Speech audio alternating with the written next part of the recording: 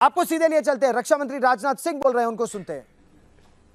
लेकिन इस quality national quality conclave में आना मुझे बेहद अच्छा लगा है।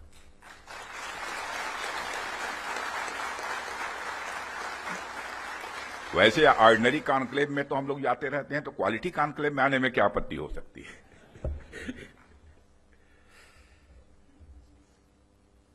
साथियों, सबसे पहले तो मैं हमारी आर्म फोर्सेज ने कल जो कार्रवाई की है,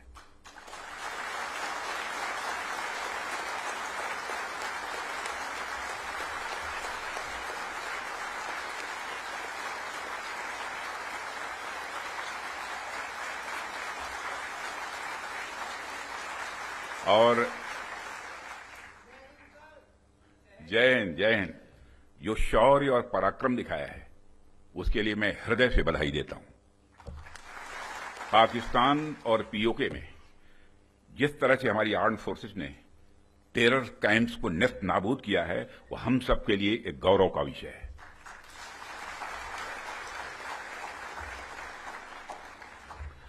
साथियों, आप सभी नेशनल क्वालिटी कॉन्क्लेव का आयोजन ये आपका चल रहा है। क्वालिटी की क्या भूमिका होती है, यह क्या रोल अदा करती है, इसका नमूना हमने कल देखा।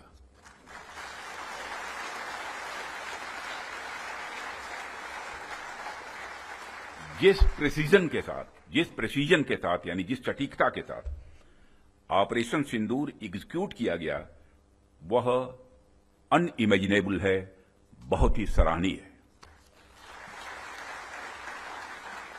इसमें 9 टेररिस्ट कैंप्स तबाह हुए और अच्छी खासी संख्या में आतंकी मारे गए।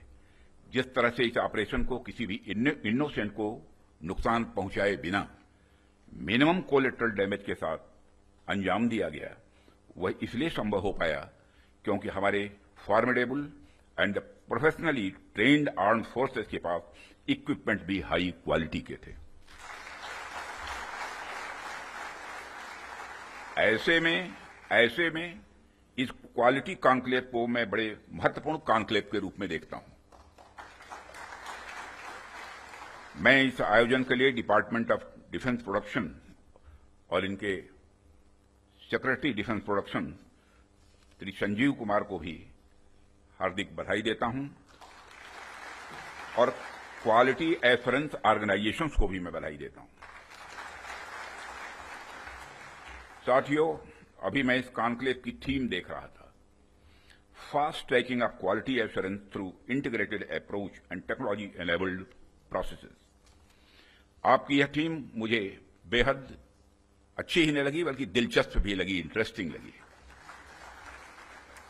वैसे भी पूरी दुनिया में इसमें बड़ी तेजी से डिसरप्टिव चेंजेस हो रहे हैं, और खासकर डिफेंस सेक्टर में तो लगातार नए नए ट्रांसफॉर्मेशंस ये देखने को मिल रहे हैं।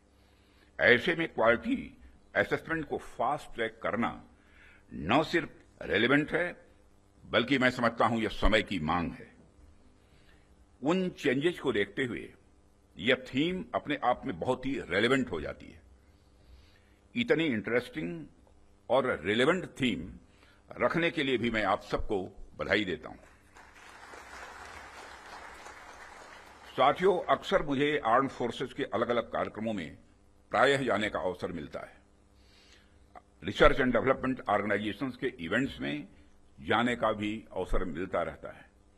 प्राइवेट सेक्टर द्वारा आयोजित कार्यक्रमों में भी मैं प्रायः जाता ही रहता हूं, परंतु आज का यह जो मंच है, यह अपने आप में बड़ा अलग है और एक विशिष्ट मंच है। मैं ये देख रहा हूं कि यहां कई सारे लोग हैं जो अलग अलग फील्ड्स में महारत जिन्होंने हासिल की है, महारथी बैठे हैं यहां। इसलिए मुझे लगता है कि आज की हमारी बातचीत भी कई मायनों में विशेष होने वाली है। साथियों, इस क्वालिटी कॉन्क्लेव की महत्ता और आवश्यकता पर तो मैं आगे चर्चा करूंगा ही, परंतु पहले मैं आपको कुछ ऐसे बिंदुओं से, कुछ ऐसे पॉइंट से अवगत कराना चाहूंगा जो हमारी सरकार की प्रायोरिटीज से जुड़े हुए हैं। 2014 में माननीय प्रधानमंत्री जी के नेतृत्व में हमारी सरकार आने के बाद प्रधानमंत्री जी ने हमें एक अत्यंत महत्वपूर्ण सूत्र प्रदान किया। उन्होंने शुरुआत में ही डिफेंस प्रोडक्शन सेक्टर के इम्पावरमेंट पर विशेष बल दिया। उन्होंने जो सूत्र दिया उसके पीछे की फिलॉसफी थी डिफेंस सॉवरेंटी। डिफेंस सॉवरेंटी का मतलब कि जब तक कोई देश अपनी डिफेंस नीड्स में कैपेबल तथा सेल्फ रिलायंट नहीं होता, तब तक उसकी आजादी पूरी तरह से नहीं मानी जा सकती।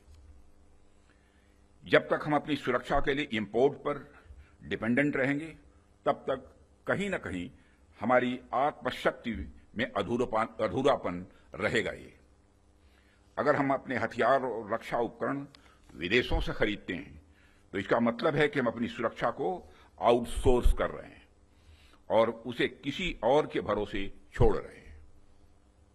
यह बात लॉन्ग रन में सही नहीं हो सकती। हमारी सरकार ने इस विषय पर गंभीरता से सोचा और आत्मनिर्भरता हासिल करने का निर्णायक कदम भी उठाया है।